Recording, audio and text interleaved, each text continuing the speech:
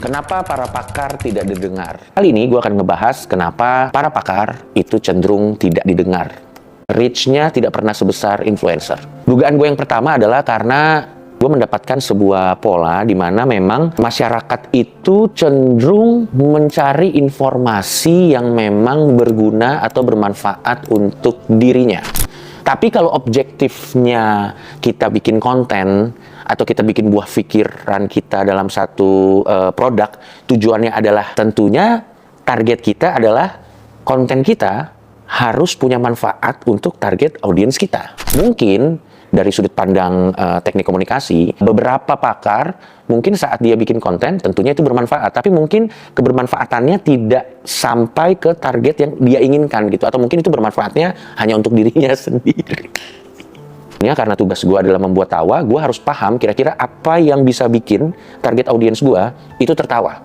Sehingga kadang yang gue bahas itu bukan sesuatu yang gue anggap lucu, tapi sesuatu yang gue tahu target audiens gue pasti anggap itu lucu. Jadi dari semua, terkadang memang untuk bisa reach penonton yang lebih banyak, kita harus paham dulu apa yang mereka anggap lucu, apa yang relevan buat mereka, dan gue bikin konten atau gue bikin jokes dari situ gitu. Contoh, gading gajah itu adalah sesuatu hal yang lucu untuk dibahas. Sehingga gue melakukan penelitian yang mendalam, terus dengan teknik crafting gue bikin itu menjadi sesuatu yang lucu gitu. Tapi kalau itu gue keluarkan, apakah petani di Banyuwangi merasa bahwa gading gajah itu adalah hal yang lucu? Kan enggak gitu. Mereka tuh lebih mengutamakan parade kata daripada struktur logika penjelasan argumennya gitu.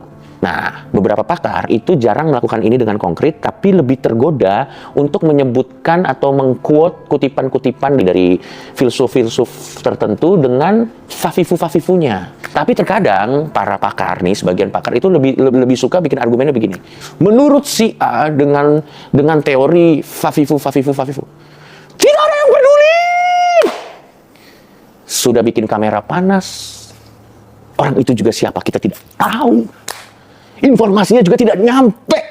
AdSense tidak masuk di konten Anda. Dan permasalahannya adalah ini diperparah dengan terkadang teori-teori yang kita quote atau kita kutip, yang kita kira bisa memperkuat argumen kita tentang penjelasan tersebut, kadang tidak ngaruh juga ke argumen itu per se gitu. Nah, jadi kalau misalnya selama kita belum memahami ini, kalau konten kita sepi, jangan-jangan masalahnya adalah karena ketidakpekaan kita mengenai bagaimana menjabarkan struktur argumen atau buah pikir kita sesuai dengan struktur logika yang ada supaya tepat sasaran dan tidak bertele-tele.